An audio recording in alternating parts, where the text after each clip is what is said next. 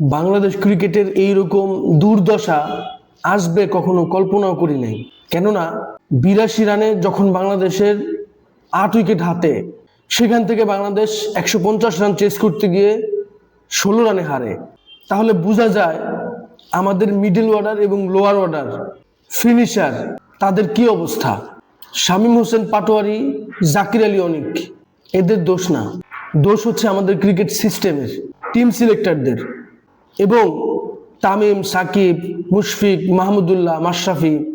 বিগত 15-16 বছরে তারা যখন বড় বড় পারফরমেন্স করছিলেন তখন আমরা তাদের পরবর্তী পারফর্মার তৈরি করতে পারিনি। এটা আমাদের সিস্টেমের একটা দায়। জাকির আলী অনিক একজন ফিনিশার।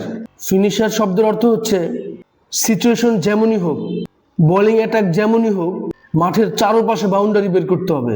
সেটা 4, 6, ডাবল, সিঙ্গেল। অথচ আমাদের জাকির আলী অনিক বলার যেভাবেই বল করুক না কেন, আমাকে সব লেগ সাইডই খেলতে হবে। লং অন আর লেগ সাইড ছাড়া আমার আর কোনো জায়গা নাই। কালকের এই ম্যাচ যদি মাহমুদুল্লাহ রিয়াদ দেখে থাকেন, আমার মনে হয় না দেখেছেন। এই যে জাকির আলী অনিক ফিনিশিং রোল প্লে করছেন, মাহমুদুল্লাহ রিয়াদ বিগত 15-16 বছর বাংলাদেশের ফিনিশিং এর দায়িত্ব পালন করেছেন। মাহমুদুল্লাহ রিয়াদ অসংখ্য ম্যাচ জিতিয়েছেন, কয়েকটা বড় বড় ম্যাচও তার কল্যাণে বাংলাদেশ হেরেছে। তবে মাহমুদুল্লাহ রিয়াদের অবদান অনস্বীকার্য।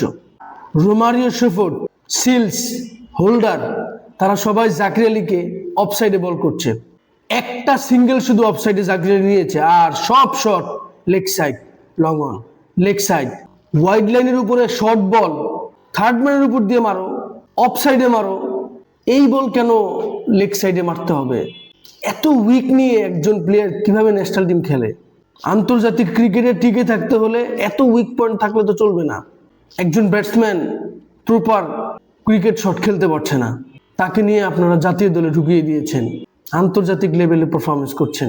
বাংলাদেশ বিগত 5-6টা টি-20 ইম্পর্টেন্ট ম্যাচ যেগুলো হেরেছে, এশিয়া কাপে ইন্ডিয়ার সাথে, পাকিস্তানের সাথে, এবং বিগত 2টা টি-20 ওয়েস্ট ইন্ডিজের সাথে, আমাদের মিডল অর্ডার এবং ফিনিশার তাদের যে সত্যিকার অর্থে কোনো যোগ্যতা নেই। বল করার সাথে সাথে ওয়াইড লাইনে আইসা লেগ সাইডে মারো। নুরুল হাসান সোহান, জাকির আলী অনিক বিশ্রী ক্রিকেট, তাদের খেলা দেখতেই মনে চায় না, রুচি আসে না। আমরা তো ছোটবেলা রিকি পন্টিং, কুমার সাঙ্গাকারা, মাহেলা জয়বর্ধন, সচিন টেন্ডুলকার, বীরেন্দ্র সেহবাগ এদের খেলা দেখে বড় হয়েছি। এরা তো কোনোদিন এরকম খেলে নাই। তাহলে তারা কি ক্রিকেট খেলতো, আর এখনকার প্রজন্মের বাংলাদেশি ব্যাটাররা কি ক্রিকেট খেলে? শামীম হোসেন পাটোয়ারি, পৃথিবীর সবাই জানে স্লগ ওভারগুলোতে বোলাররা ইয়র্কার বল করবে, সে 2 দাগের মাঝখানে দাঁড়ায় আছে। অর্থাৎ বোলার যখন ইয়র্কার করবে সেটা আরো সুন্দরভাবে যেতে হয়। কেন দাগ থেকে একটু সামনের দিকে দাঁড়াইলে সেটাকে তো ফুল টাচ বানিয়ে খেলা যায়। ঠিক আছে, ব্যাটসম্যানরা ভুল করবে, এমন ভুল যেটা সাধারণ মানুষও বুঝতে পারে। আর আমাদের ব্যাটিং কোচ কি করে এদেরকে নিয়ে? অতএব এখন সময় এসেছে নুরুল হাসান সোহান, শামীম হোসেন পাটোয়ারি, জাকির আলী অনিক এদেরকে ন্যাশনাল টিম থেকে রেস্ট দেওয়ার, অন্যদেরকে এখন বাজিয়ে দেখতে হবে। কেননা এদের এই যে দায়িত্ব জ্ঞানহীন ব্যাটিং এবং কোনো ক্রিকেটীয় নলেজ যাদের নেই, তাদেরকে দিয়ে তো ক্রিকেট হবে না।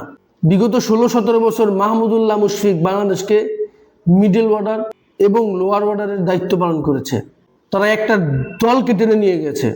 আজকে তাদের যে ঘাটতি, তাদের অভাব পৃথিবীর ওয়ার্ল্ডের সব জায়গায় পূরণ হয়, আমাদের দেশে এখনো পূরণ হচ্ছে না। বাংলাদেশ ক্রিকেটের এখন এমন এক বেহাল দশা, কোন রকম বাংলাদেশ ওডিআই সিরিজ জিতেছে, এখন আর টি-20 পারছে না। টি-20 পারলে ওডিআই পারে না, টেস্ট তো কোনোদিনই পারে নাই। সব মিলিয়ে একটা হযবর অবস্থা। তাওহিদ হৃদয় অফসাইডে খেলতে পারছে না। এই সমস্ত বিষয়গুলো তো আমরা বিগত সময় কোনোদিন দেখিনি, যে একটা ব্যাটসম্যানের উইক পয়েন্ট সবাই জানে। জাকির আলী অনিক প্রথম 1-1.5 বছর চমৎকার খেলেছেন, বোলাররা তাকে নিয়ে এত বেশি কাটাছেঁড়া করে নাই। এখন যখন তাকে নিয়ে কাটাছেঁড়া শুরু হয়েছে, সে আর খেলতেই পারছে না। নুরুল হাসান সোহান কি ক্রিকেট খেলছে? শামীম হোসেন পাটোয়ারি এত সমালোচনা, এত কিছু, পারছে না। অতএব নতুনদেরকে সুযোগ দিতে হবে। সেখান থেকে যদি একজন মাহমুদুল্লাহ, একজন মুশফিক কিংবা নতুন কোনো ফিনিশার যদি উঠে আসে, সেটা মিডল অর্ডার এবং লোয়ার অর্ডারে বাংলাদেশকে অনেক কাজে দিবে। বোলাররা প্রতিদিন ভালো করে, ব্যাটসম্যানরা প্রতিদিন খারাপ করে এবং বাংলাদেশ ম্যাচ হেরে যায়। লিটন দাসকে প্রপার অ্যাঙ্কারিং রোল প্লে করতে হবে, কেননা তার দলের ব্যাটারদের যে জঘন্য অবস্থা, সেখানে লিটন দাসকে 90-80 স্ট্রাইক রেটে ব্যাটিং করতে হবে। অন্যথায় এই দল 50 রানের দিকে অল আউট হবে। একটা দলের ব্যাটারদের যদি এত উইক পয়েন্ট থাকে আর সেগুলো যদি এগেনস্ট বোলাররা জানতে পারে, তাহলে সেই দল কিভাবে ম্যাচ জিতবে? যেই ম্যাচ বাংলাদেশ অলরেডি জিতে গিয়েছে সেইখান থেকে বাংলাদেশ হেরেছে। খুবই দুঃখজনক, হতাশাজনক। দর্শকরা চট্টগ্রামের গ্যালারি ভরা ছিল, তারা হতাশ হয়েছে।